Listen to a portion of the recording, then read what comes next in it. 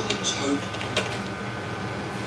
Because I heard people say again and again that you should never use AI to generate SEO content. But at the same time, my blogs were dead. And I simply didn't have the time to sit and manually write content often enough. I did some research, but Google's policies aren't exactly clear about this. They say they don't penalize content just because it's written by AI, but they do penalize low-quality, unhelpful content created primarily to manipulate search rankings.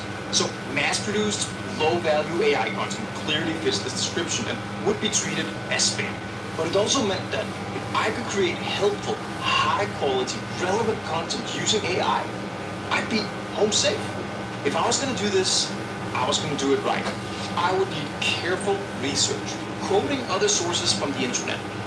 I would need unique internal knowledge that couldn't be copied from other places, and I would need custom, on-brand thumbnails that would fit with the overall design of my website. After carefully considering the consequences and the pros and cons, I decided to go for it. Let's break it down. Every blog post starts with a topic and a plan for which keywords it should appear under. Having an AI do proper keyword research, find content gaps, and generate real content ideas is challenging. But we do have a few options available. First, we have Search API. This is simply the API version of Google. You'll give it a search term, and what you get back is basically page one on Google, but in JSON format. This is very useful since you can have an AI agent do a Google search through n8n to see what already shows up under a given keyword. Secondly, we have Perplexity's Sonar model. This is an AI search model that will search, retrieve, and synthesize information from the internet. This is super useful to search for real information and facts without having to manually read through a bunch of websites to find what you're looking for. Finally, we have OpenAI's new search model. It's similar to Perplexity's Sonar models, but it's currently in preview. Now, I tried a bunch of different approaches to make this work. And what I found is that there are two ways you can start this workflow. You can do all the keyword research manually and give the AI clear and precise instructions on what to write about. If you are an expert SEO and keyword researcher, you probably want to do it like this and accept that the workflow isn't going to be fully autonomous. Or you can do it the way I ended up doing it. That is by using OpenAI's search model to find content ideas for you based on an overall description of your blog and brand. This will give you much less control and most likely a smaller overall chance of ranking well for each post, but at least it will post entirely on its own. Let's set this up. If you don't have an account on n8n already, now is the time to create one. You also need to add your OpenAI credentials here so n8n can connect with your OpenAI account. It's super easy, simply follow the instructions here. Now, create a new workflow and add a scheduled trigger. Configure this according to how often you want to publish a new post.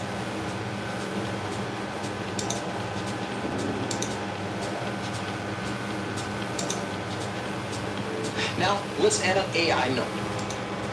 Pick OpenAI and pick Messenger model, let's call it Search Topic Ideas. Let's pick GPT-4o Search Preview from the list of models. The first prompt should be a system prompt. And we will give it a basic set of instructions.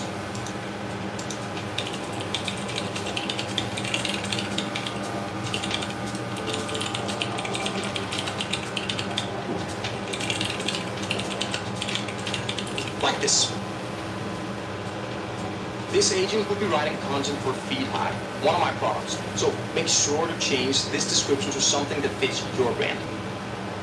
Alright, let's test it out. Are you ready?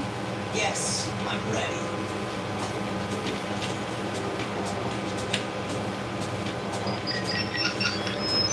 Awesome. GPT-4o Search did a great job here. I tried to have an AI agent do actual long-tail keyword research from n8n using various different approaches I found on other YouTube videos, but honestly, this doesn't really work that well. So you can either do manual keyword research or you can let GPT-4 search go off totally on its own and come up with things. So far, I've had surprisingly good results with doing it this way. Now, let's bring in another AI node. Again, message a model. Let's call this one prepare topic. For this one, we can pick GPT-4o.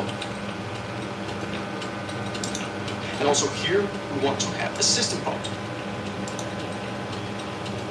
This is our content architect. It needs somewhat specific instructions.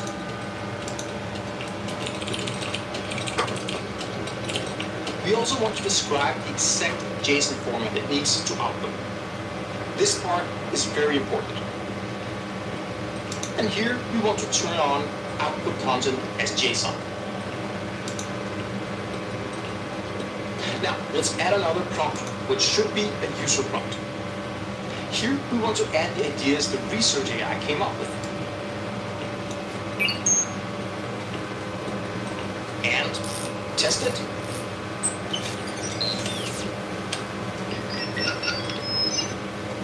Nice! These agents have now done their job. Let's wrap them in a sticky note to organize them nicely.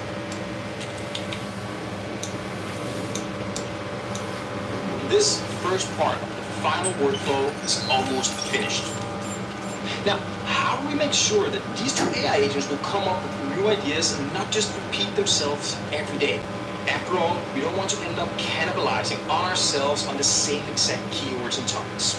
Also here, I've tried a few different methods, including storing all blog posts as vectors in a vector database, so the sentiment of new ideas could be compared to previous posts. But again, sounds fancy, but it just doesn't practically work that well.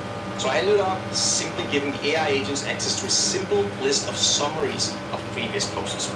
This part highly depends on which system you're using to publish your blog posts. You can use a headless CMS like Scrappy or Prismic. You can use a notebook tool like Webflow Framer, or you can commit these directly to a GitHub repository as markdown files if you're hardcore like that. I use Scrappy. So in my case, I will make an API call to Scrappy using the HTTP request node. This is how you filter blog post entries in Scrappy, but obviously this will be different depending on your setup. There we go. Now, let's add this node here before we start researching. And let's just add a few extra instructions to the research agent. Good. And add a user message. We'll just drop all the data from our blog archive like that and turn it into a JSON string so the chat model can absorb it all. Perfect. This does the job. So far, I haven't caught my two agents producing duplicates. So now we have a description of the topic, a title, a description of an image we want for the thumbnail, and an outline as a list of chapter headlines. We now have everything we need to have AI write the blog posts. Or at least that's what I thought. But no matter how many times I've tried, these blog posts will come out generic, shallow, boring and empty. They just wouldn't be worth reading. And most likely, these blog posts would be exactly what Google would classify as spam. But then I realized what was missing. There are certain elements that all good blog posts tend to have. Statistics, facts, references. Good blog posts reference other articles and sources of the internet and incorporate them into their post to underline the point they're trying to make. And the best blog posts also have unique insights. They're not just reiterating what other people have already said 1,000 times. They bring something new to the table. Insights from their business. There was no way around it. Before moving on to writing blog posts, I needed a special step. This part is critical to make the system work. We need two other AI agents to do additional research before writing the actual posts. But instead of researching topic ideas, this agent digs deeper into one specific topic to find interesting facts, statistics, and discoveries that we can use as supporting knowledge and references for our blog post. The other one is an AI with secret access to an internal knowledge base. This is a data archive with private data which might be interesting to include in a relevant blog post.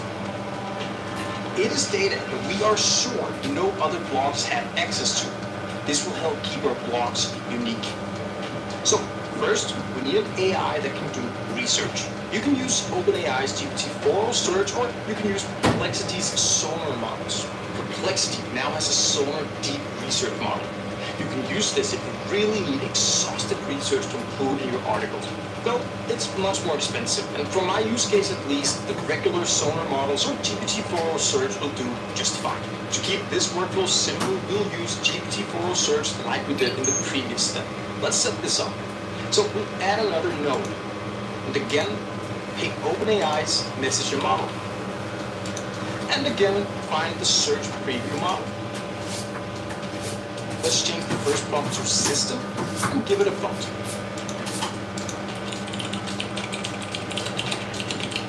This part highly depends on your specific needs. Generally, I recommend starting out with something like this and then specify further if needed. Great.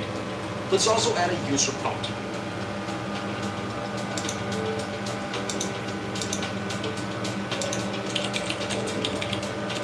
And here we want to add the title and the description from the previous step. Let's test it. We got the content and all the citations. Now, the next part is where it gets really exciting. We need to prepare our internal knowledge base. We're going to do this with a system called RAG. This allows us to let an AI agent search and retrieve relevant knowledge from our private knowledge base. NNN supports vector databases such as Pinecone, but if you're non-tech, it's pretty complex and not very user-friendly. So instead, we're going to use 8base, and I'll show you just how easy it is to set up a RAG. Go to 8base.ai and sign up for a free trial. You want to pick the Pro plan since we need API access. If you think $99 per month sounds expensive, don't worry. I'll show you how to get around this in a moment. Now that we have the account ready, go to Sources. Here we can add our knowledge sources. We can add our website. Since my blog is from my product FeedHive, I'll add FeedHive's main website and FeedHive's help desk website here. If there are pages on your website you don't want to include, you can go here and exclude them. We also have a bunch of these university videos on our YouTube channel, so I'll add those too. There we go.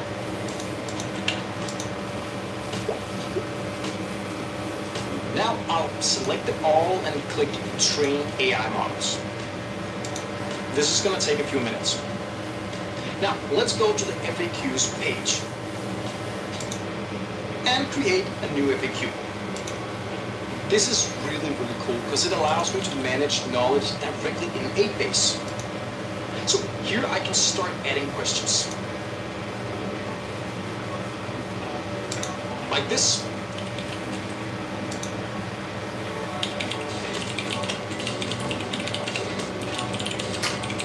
And you can expand this with all interesting internal facts you have about your business, which might be interesting to include in a blog post. And if we go back to the FAQs, then we can train this entire FAQ here. Awesome. Now we have AI models with direct knowledge from our knowledge base. Let's create a new chatbot. With 8base, a chatbot comes with a chatbot UI.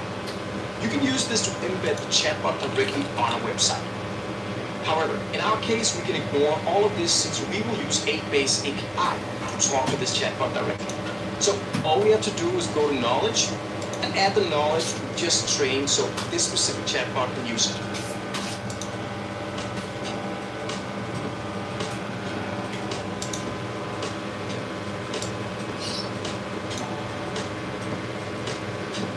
If we go to settings, we see the chatbot ID here.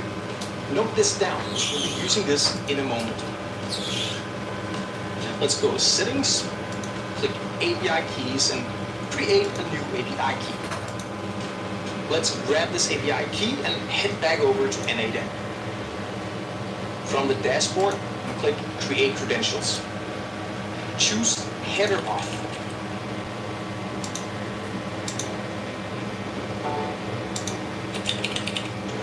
And in name, write authorization. And in value, enter bearer, space, and then paste the API key. Now, back in the workflow, let's add an AI agent node.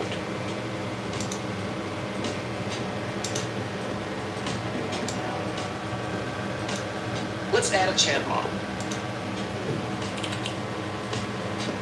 This can be simple, so let's just use GPT-4o Mini. Now add simple memory. Give this fixed key.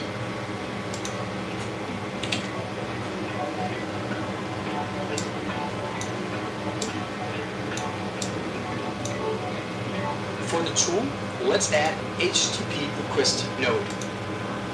We want this to be a host method. For the URL, we add this api.abase.ai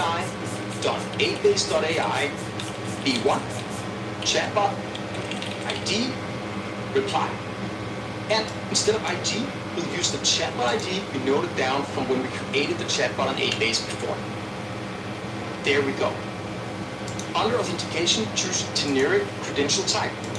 Header off, and pick Abase from the list. Perfect. We also need to include a body. Put the name message here and let the model decide the value. We also want to add a session ID. Again, let the model decide this value too. Let's scroll back up and give this tool a description. Now, let's rename this Get Internal Knowledge. Perfect. Now let's go back to the AI agent and give it some instructions.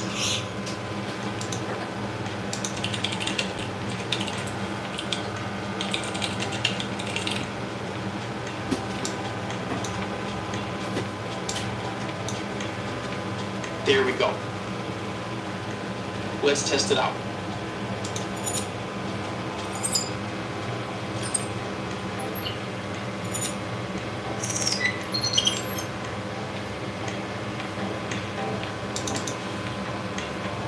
Awesome. It works perfectly. So now we have both knowledge from the open internet and internal knowledge we use for our blog posts. And as always, full transparency, 8base is one of the SaaS products my team and I run. And if you don't want to pay the $99 per month for the Pro plan, we actually offer access to 8base as a lifetime deal too. If you go to founderstack.pro, you will get a bundle containing not just 8base, but also FeedHive, LinkDrip, and TinyKiwi. Basically my entire SaaS portfolio for a single one-time purchase. And with this deal, you get access to the equivalent of the Pro plan with 8base, so you can fully leverage API, all its cool automation capabilities. Okay, finally, let's tidy this up. This is now a part of the working workflow too.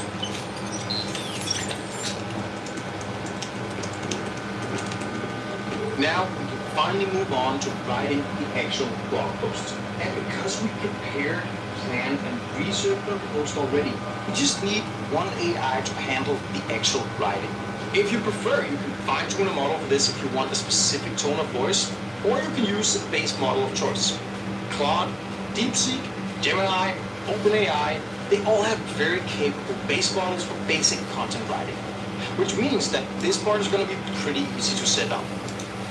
My go-to here is going to be O3 Mini from OpenAI, which is a chain of thought model. I think it does very well for this type of task. As always, let's give it a system prompt. We'll give it a description of its task.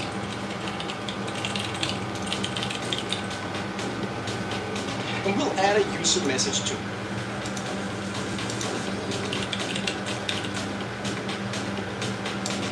And we'll provide it with all the things it needs to write the post.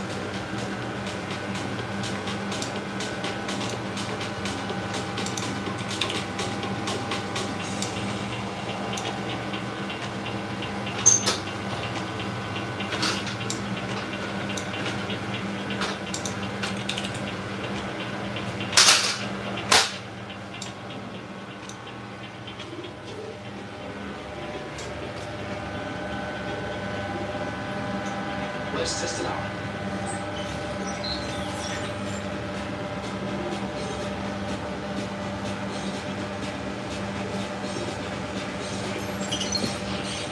And look at that. A full-length, well-written, well-researched blog post with unique knowledge and sources from the internet. I mean, this is valuable. I would now read this and find it interesting and valuable, even if AI put it all together. And this is exactly what we want. At this point, the system was working. But there was one thing still missing. This was optional, but I personally think a blog post should have a nice looking thumbnail. And not just that, I wanted a thumbnail that was consistent on the brand and fit in with the website design and the overall blog page. And this part was tricky. My first approach was simply to use Flux to generate thumbnails based on the image description created by one of the agents, and then have another agent put some text on top. I just don't think they fit. Well, I personally really like it. Me too. I think they're the best thumbnails I've ever seen. Could you guys just be honest for once? Yeah, they suck. Absolutely not. Listen, Simon, if you want this part without coding, this is the best you will get. Hey, why don't we just vibe code it? Vibe coded? Ah, yes. You tell us how you'd like it, and we'll code a program that generates the perfect thumbnails. You know how to do that? Simon, please. I'm not going to go too deep into details about this part. But what I can say is, I used Cursor to vibe code a solution using Node.js and a library called Canvas. And after a few hours, I had a perfect solution running on a custom API. This API would take an image, a text, a color theme, and a list of highlighted words, and then put a thumbnail together on this specific theme. And it works perfectly. Easiest way to generate images from AI is using Flux on Replicate. Go to replicate.com to create an account. Go to API tokens, create a new token.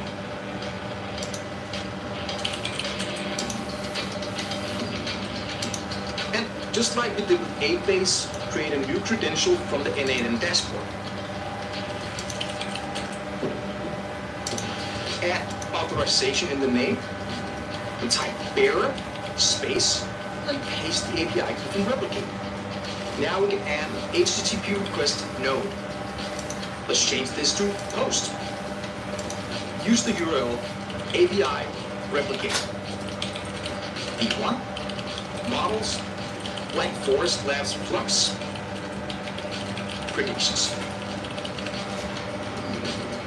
In authentication, use generic credential type. Header auth, and pick the replicate credentials from the list. And as a body, let's add these fields using JSON.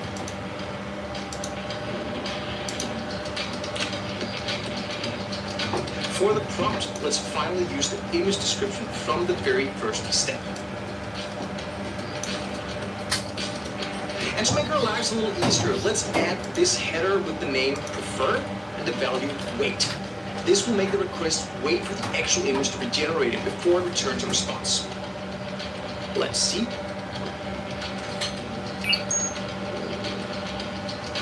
Awesome. Now, you can use this image as is. You can also change the proportions to 69 if this fits better. And in my case, I'll quickly add another AI here, which is responsible for generating the parameters for my custom thumbnail API. Let's add an HTTP node for the thumbnail API here. And when we put it all together, boom, there we go. If you're up for the challenge, try opening Cursor and vibe code your own API like this.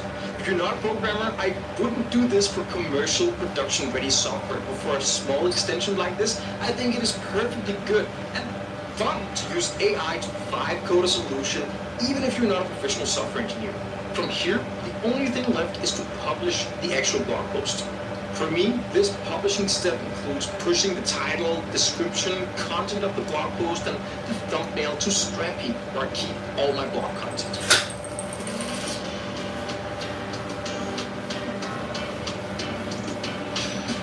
a step that uses a trigger in feed hive, so the blog post gets published on social media too. For you, this publishing step might look different.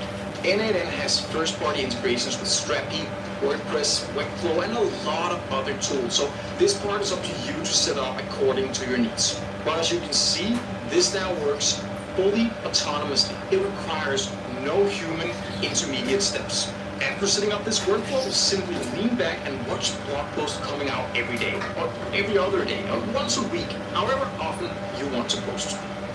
This has been a total game changer for our blogs, and we're seeing really good results with literally no effort. Zero. It's fully automated. And while that being said, I still need to make an important point here. This is extremely experimental and potentially really risky. So if SEO is your best performing channel, if it is the top channel for your business where mostly all your users come from, if you have spent years perfecting your writing skills and your blog really means a lot to you, then probably you don't want to do this. You've probably noticed that I put a whole lot of effort into making these YouTube videos. And that's because this is my highest performing channel. And I would never try to fully automate this with AI. I care way too much about it to go down that road. But for me, my business, my blogs are way down the list. They were really never performing that well, and they were more or less dead for a good while. So for me, this was totally worth the gamble, and so far it's working out really well. But before you consider replicating this setup, just keep in mind where you see your blog posts fit into your business. If it's higher on the list, or you're planning for it to be higher on the list, you probably want to reconsider using this exact approach. By all means though, set it up, play around with it, and see if it's useful for your business too. You can get access to both A-Base and Feed Hive, as well as 2 other tools for a single lifetime purchase on founderstack.pro. And as a FounderStack member, you can also download this entire workflow and import it into your own NNN account to save some extra time. I have put links in the description for all of this. Now, excuse me, I need to get back to work, or rather, my agents will. But if you want to see how to set up a similar workflow but for content on social media, check out this video next. I will see you over there. With Google Workspace, apps like Docs, Drive, Gmail, and Meet are connected and in one place, so your whole team can make updates and stay up to date in real time. That's working together with Google Workspace.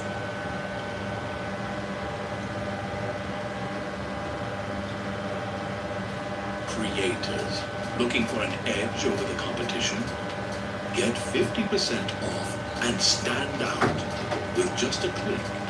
No mics, no retakes, just seamless, high-quality audio.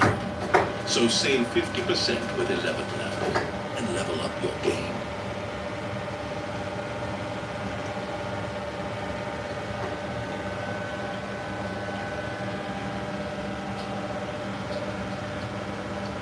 Alright, today we've got a very exciting one. This is the NNN Masterclass, where ideally I'm taking you from a beginner in NNN all the way to an AI agent builder by the end of this, or even someone who wants to implement AI automations into their daily life or into their work. So I was about to say grab a pen and a piece of paper, but more realistically, since we're here, grab some sort of AI note taker and let's dive into this one. This is a masterclass, so we're going to start at the bottom, start with the basics, and we'll continuously work our way up. I just want to start off here with what is NNN. So at this point, I'm sure you guys have been hearing the term low-code, no-code tools, and NNN is a low-code, no-code automation tool. So that just basically means that NNN allows users to automate processes or workflows with minimal coding knowledge. And the key idea behind this is that low-code means it's very easy to develop things with a very user-friendly interface, where people can just go in there and drag and drop different components, different nodes is what they're called in NNN, to create these flows without having to come in here and type a bunch of JavaScript or Python. This is so significant because it's going to allow anyone to be able to get NNN, get up and running with building automations, even if you don't have a background in computer science or programming. The barrier to entry to this is so low, it's very, very accessible for anyone to get in and start playing around with stuff. But even though it's very simple, it also retains a lot of flexibility for more advanced users who do have coding backgrounds, and they're able to come in here and take some of the basic principles and also come on top of that with custom code or different type of logic and integrations, and it's a very, very powerful tool. You can build tools directly in NAN, as you see here, and that's a little bit different from other things like Make or Zapier, because you can build, let's say, an agent that's able to call 4 or 5 tools, and these tools you build within NAN itself, which is just super, super cool stuff. What about the importance of automating workflows? So we've got 5 points here I'll touch on real quick. Increasing efficiency and productivity. Automation is going to eliminate repetitive tasks. It's going to reduce human error. It's going to allow you and your team to focus on higher value work. It's also going to save time and money, of course. Automating workflows is going to reduce operational risk, free up time by completing tasks faster than manually. Scalability and adaptability. You can scale a lot more effortlessly, focus on your growth as a business, and these solutions, these automation solutions can be customized or adjusted to meet your changing needs. We've also got improved data handling. Automation is going to integrate data from various sources. It's going to provide real-time insights for better decision making. And then the last benefit I wanted to hit on here was enhanced customer experience. You're going to be able to respond faster to your clients or automatically to your clients, personalize interactions through automated workflows, and all of this is just going to lead to better customer satisfaction and customer loyalty. Moving on here, we've got why should you learn NAN? So when I was building this slide, I had so many thoughts and I tried to put them all under 3 main bullets. And so this first one here is NAN empowers non-developers with automation. And I know we've touched on this a little bit with the whole low code, no code stuff, but it's just so powerful that anyone can pretty much come to NAN and start building things in 15, 20 minutes that's actually going to automate real work that they would do on a daily basis. So even if you're not a programmer, you can come here, create workflows, and save time, make your life easier. For example, you could very easily get up a workflow that is going to automatically move data from one app to another, like manually copying contacts from one spreadsheet to another without having to do it every time. It's like having a digital assistant that can handle these repetitive tasks for you, and you don't really need the technical skills to set it up. So super cool stuff. The second one, we've got access to over 300 built-in integrations, which is insane. NAN comes with a ton of integrations, a ton of connections to popular tools that you probably use every day, like Gmail, Google Sheets, Slack, Twitter. We've got Microsoft stuff too if you want to connect to Teams or Outlook. It's super cool what you can do. These integrations let you connect quickly to these tools, and you can connect tools to other tools without needing to code in between that. For example, you can set up a workflow where every time you receive an email, it's going to automatically add that information to some sort of spreadsheet, and then it's going to send you a notification on Slack or Teams, and all of that will take place without you needing to be doing that manually. And this last one, you can connect to almost any tool. So kind of similar to the second point, but if there's something that you want to connect to that there's not a built-in integration to, you can still pretty much connect to it, whether that's through an API or a webhook. These ones are a little more technical, but for the most part, a quick YouTube video or using ChatGPT even, you'll be able to get them up and running and connect to almost anything you want, a little bit of custom code, and really when you realize you can connect to almost anything, then you have almost endless possibilities of what you want. Alright, we're going to be moving into part 1 of this masterclass here, which is just very simple, getting started with NAN. We're going to talk about how you set it up, the different ways you can set it up, and we'll just get into the interface and start actually learning what it looks like and what everything does. The first thing I think that we should talk about when it comes to setting up your NAN is if you want to set it up self-hosted or if you want to cloud host. And I'm going to run through a few features of each of these 2 different options, and then we'll talk about which one you should choose. So first, with self-hosted, some of the things that it's going to offer you are control and flexibility. You're going to have full control over your environment. You can customize your server, integrate with any internal system. You have the ability to adjust your configurations as needed. We've got data ownership, so all the data and workflows are going to stay on your private server. So this is ideal if you need to comply with privacy regulations or you want to keep sensitive data in-house. Cost, self-hosting can be more cost-effective in the long run. It depends on the server, maintenance costs, but there's no ongoing subscription fee to NAN like if you were to do cloud hosted. But with the cost aspect, you may need to account for infrastructure with database management or server hosting, and you also may need to have some sort of team that will help you maintain it, but who knows. Fourth, with self-hosting, is installation and maintenance. You are going to be responsible for setting up and managing and updating your instance. This also includes backups and scaling. So this is going to require more technical knowledge. Then finally, we've got customization. So you can modify the source code, add custom features that might not be available in the cloud environment. So this is cool if you want complete freedom to modify the systemizer. And now moving on to the cloud environment, here's some features of the cloud. It's going to be easier to use because it's managed by NNN itself, so there's no need to worry about setup, updates, scaling, maintenance, stuff like that, so good for beginners. We've also got availability and reliability. So the NNN cloud is hosted on a scalable and reliable infrastructure. It's going to be maintained by NNN's team, so they're always going to keep stuff up to date with the latest features and bug fixes. The security is a little different. It's going to be managed security, so SSL certificates or secure API handling, and that's going to be done by the NNN team.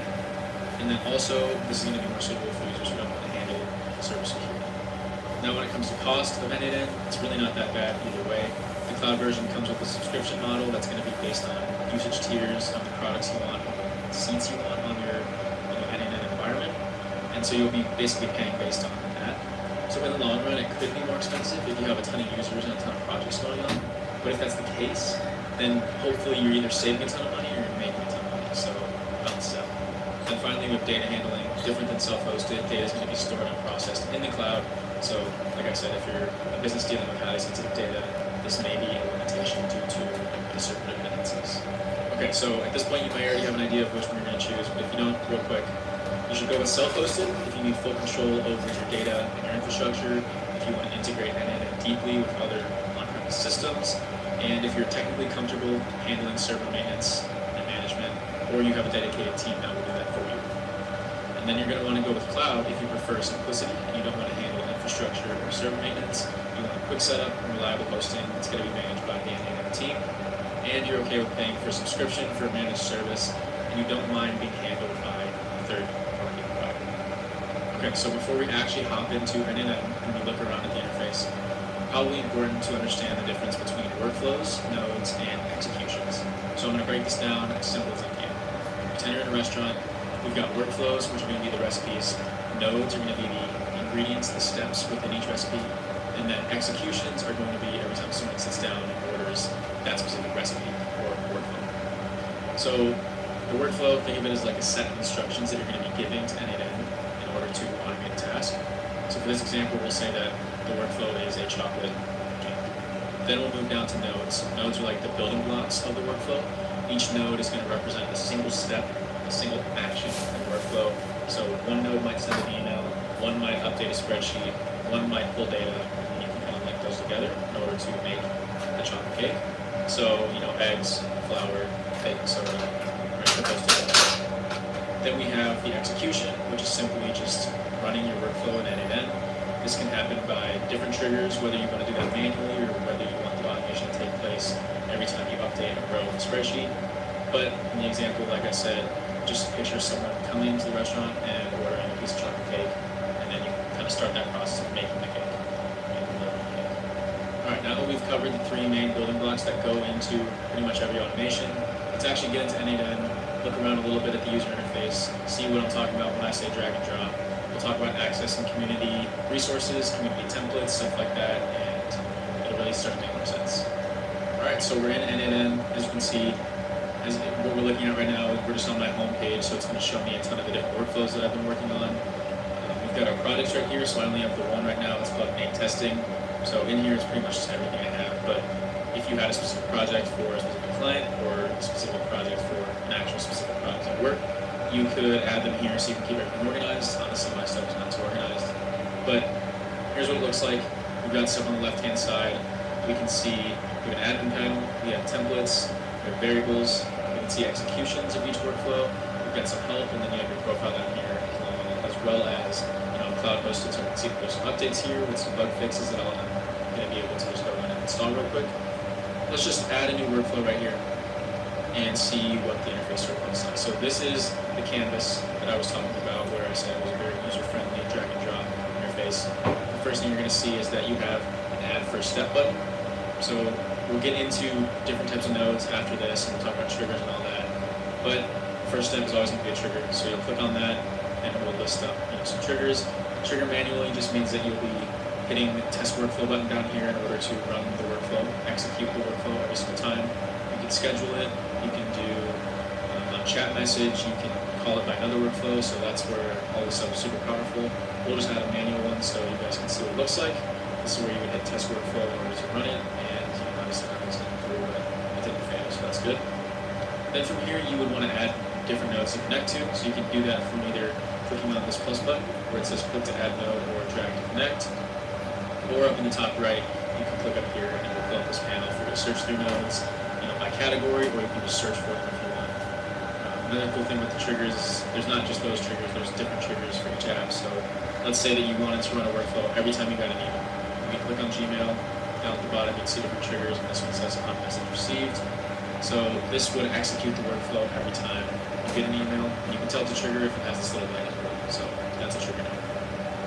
But anyways, let's just say that we wanted to put some fake data in here, so I would just come in here and I could either type for the node that I want, or I know I'm looking for an edit fields node, so I can come to data transformation, and I would see edit fields right here. This is where I can configure stuff, so let me just quickly pretend we're going to make a field called name, and we'll just put in my name. And what's really cool about NNN is that you can test each step individually as you're going through and automating something. So rather than having to run the whole workflow, you can just test step right here. You'll see that what's coming out of this node is Nate, field called name, so we have that information running through.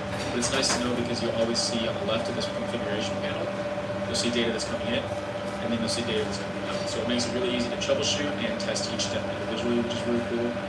But you have to make sure that your nodes are connected, because let's say I didn't drag this one right here and connect it to the edit fields.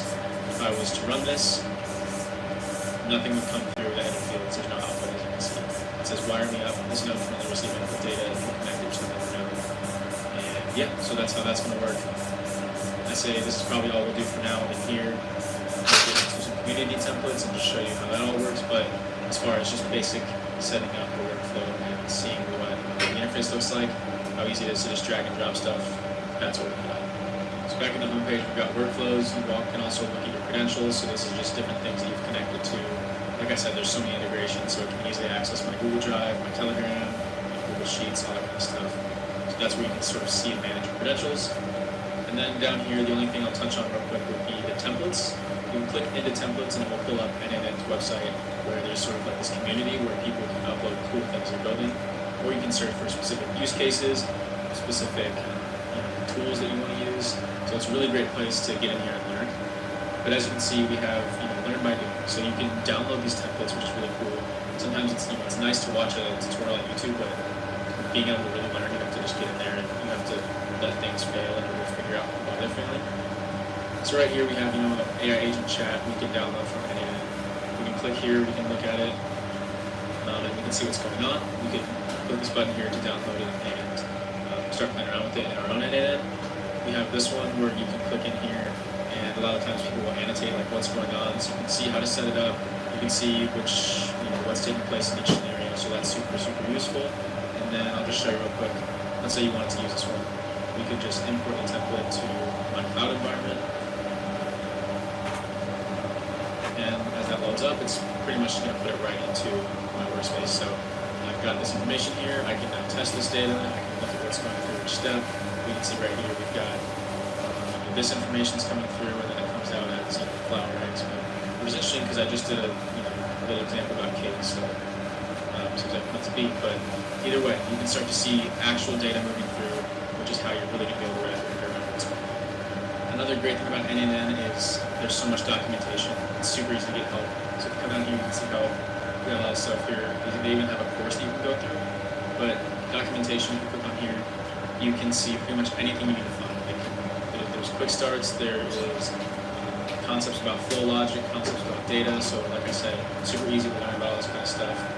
You can look at what each node is doing specifically, so let's say you were confused about the loop node. You can come in here, read about looping, you can see how the node works, you can maybe see some examples of how people are using it, and yeah, like at the bottom it's probably going to throw you in some templates of actual workflows with loops, but super easy to get help with it. Part 2 of the masterclass, we're going to be talking about some core concepts. So we just saw what the interface looked like, we saw a few nodes, but now we actually did dive into different types of nodes and what they do. And then we're going to end this section of the masterclass with an actual example where we'll get into NNN. I'll do a live build of a really quick automation, and we'll talk about the different type of nodes and how data is moving through. So it should be pretty cool to see. So before we hop into n8n and we build out our first automation, we really need to understand these sort of four main types of nodes. So we've got trigger, action, data transformation, and logic. So let's just break these down real quick. Starting off here with trigger nodes, because the trigger node is pretty much going to be what starts every workflow. We just saw these in n8n, they were the ones with the little lightning bolt next to them. Anyways, different types of trigger nodes. We can look at something like a webhook trigger, an email trigger, like I showed you. Anything that's going to start the workflow, whether that's going to be manual or on a chat or on an event. Or I have called by another workflow bolded here because it's sort of the power of n8n. You can build a workflow that will be called by another workflow, and then you can build an agent that can call that workflow, as well as maybe this agent can call like 10 other workflows. So super powerful stuff. Next, we've got action nodes. These are the actual doers. They're going to perform a very specific task within your workflow. So it's like an assembly line. This guy is going to put the present in the box. This guy's going to wrap the present. This guy's going to put the bow on the present, all that sort of stuff. But they can do different things like send email, create a record, make an API request. They can get a text message. They can set your calendar. Almost anything that you can do on your computer, on your phone, manually, you can have some sort of action node to do this thing. Third, we have data transformation nodes. These are going to help you change or process your data in some way so that it flows through the whole process and you get the end result as you want it. So these type of nodes can do things like set, that can add fields, change values within fields. They can do some sort of process in your data. You've got something like an aggregate where you can combine a ton of data into a single output, or something like a merge where you can combine data from two different sources and one. The last type I'm going to touch on real quick are logic nodes. These are sort of the decision makers. They're going to help n8n figure out what path to take, how to handle a different situation. So we've got something like an if node. It's going to check if a specific condition is true or false. Is this value higher than 10? It's going to go this way. Otherwise, it's going to go this way. We've got a switch node, which is going to allow you to put multiple conditions in there. It's going to be checked, direct the workflow to a specific action based on that conditional check. And then something like a wait node, which is going to pause the workflow. Let's say you wanted to pause the workflow until you come back and respond that yes, that's good to go. Then it will continue to move on through the rest of the process. Or you can have it like wait for 20 seconds, whatever you want. Alright, now it's time to finally hop back into n8n. Hopefully these slides weren't too boring, but we're going to be building an example workflow here. It's going to be really simple. It's just going to automatically process customer orders, and then it's going to summarize it and send us a report automatically. Pretty cool stuff. Let's hop into how we're going to build this thing. Alright, we are going to do this sheet. This is going to be the customer order data that we'll be using for this example. So I had ChatGPT make up some data for us. We've got stuff like order ID, customer name, product, quantity, price, order date, and the status of that order. So every time a new row is put into this Google Sheet, it's going to run through n8n automatically. It's going to get summarized by some sort of large language model like ChatGPT or Claude. And then that summarization is going to be emailed off back to us, back to our team automatically. So this will be a nice simple example, but it's going to feature different types of nodes, and we'll be able to see the data move through real time. So it'll give us a really good base.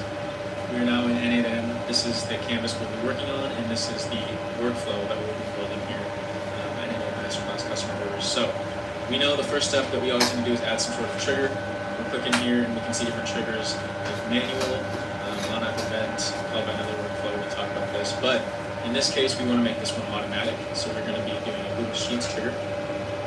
Google Sheets has 3 triggers. It's got on-row added, on-row updated, or on-row added, or updated. So we'll do this one because that way, if you have to go in there and change some sort of information about an order, like let's say one goes from, the status is pending to shipped or something, we'll also get an email about that. So we just set up the Google Sheets account. This is where you're going to have to set up a credential, and I'll walk you guys through how to do this. So you're going to click Create New Credential, and you'll see the screen pop up where we need to grab a client ID and a client secret. This looks a little confusing, and I was definitely confused when I first saw the screen. So what we need to do is, right here, I talked about how n8n is really good at having documentation and explain stuff, so we'll click on Open Docs right here. We will see that the prerequisite we need is a Google Cloud account. So we'll go in here and make a Google Cloud account, and then we can see that it's going to walk you through step by step. So if my explanation isn't good enough, you can come in here and grab the docs, but hopefully I'll show you real quick how to do this. So I'm going to Google Cloud. This This is what it's going to look like. You have to sign and make an account. Then you want to go to your console. Once you're in your console, you'll see this screen. You might not know what to look at, but all we want to do is we're going to create a project. So mine right here is just called my first project. Make sure you're in your project, and then you want to come in this left-hand side to APIs and services. We're going to click on Enable APIs and Services. And at this point, you just need to search for Google Sheets. So we're going to type in Google. We need to do Sheets, be more specific. So Google Sheets, we can see Google Sheets API. We'll click in here. And then all you need to do is just enable this API. So we've got ours enabled already. There'll be a button right here. It's just as simple as that. So get that enabled, and then you're going to come in here, go back to your APIs and services, and then we want to go to credentials. Once we're in credentials, this is where you can set up your client IDs to get an ID and a secret. So I'll just walk you guys through how we're going to do this one. You're going to click Create Credentials up here. We'll go to OAuth Client ID.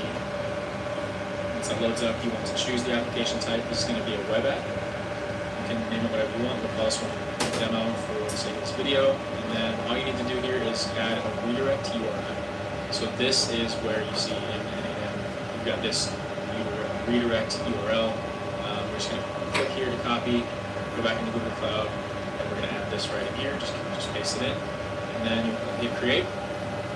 You'll get the screen pop up with your client ID and your client secret. So it's as simple as copying the ID, pasting that into the ID field in NAM, going back to cloud, grabbing your secret, and pasting it into the secret. Then you want to sign in with Google. So this screen's going to pop up. It's just going to be a simple prompt to sign in with Google like you would normally have. So I'll drag this in right here. And now it says that Google hasn't verified this app, so this is where you need to set up your OAuth consent screen. So back in here, you've got your ID and your secret. Now you need to go back in your credentials right here, OAuth consent screen. All you need to do here is either make sure that your app is published. So you need to make sure the app is published so that it has access to actually go through and grab information out of your Google Sheets, your Drive, your email, whatever it is. Or you can add yourself as a test user. So I've got my emails down here as test users. This also will allow these emails to sign in and go through. But if you're getting blocked for some reason, it's probably because you didn't set this up right. So just make sure it's published or that you're in as a test user. So back into NNN, we've got the sign-in field. We'll hit continue. Just make sure you give this email access to everything. Give NNN access. Continue, and then pretty much you'll be good to go. You'll see we got this account created right here. It's green. We're good. So we will come out, and now we're connected. So now that we're connected, we can configure the rest of this node. It's going to be running every minute, and that's when it's going to be checking for if a row is added or updated. Now we can select the document that we want. So it's really nice. You can choose from a list. You can enter the URL or the ID of your document, but list is so much easier. It's just going to access your Google Drive and see what sheets you've got. So we're going to do customer orders. There's only one sheet in this document, so we'll grab that sheet. And it's going to trigger on row added or updated. So if we can fetch a test event here, we'll see some of our sample data coming through. So as you can see, we've got 5 items. We've got the columns up here, and then we have all of these orders that we just had right here in Google Sheets. So we've got John, Jane, Mike, Emily, Robert Brown, and in here you can see we've got John, Jane, Emily, and Robert Brown. So this node's working. We've got our information coming through into NNN. Now we want to add an OpenAI node. So we'll just click on this plus right here, or click on the plus up in this top right corner, and you can search for a new node. We're going to grab OpenAI. You could use a different large language model if you wanted to, but I'm going to use OpenAI. You can see we've got 15 different actions in this node. What we want to do here is message them. Basically just means that we're talking to ChatGPT. We'll just call this node summarize. And now we need to hook up this node with our credentials. So at this point, if you don't have an OpenAI account, you need to do so.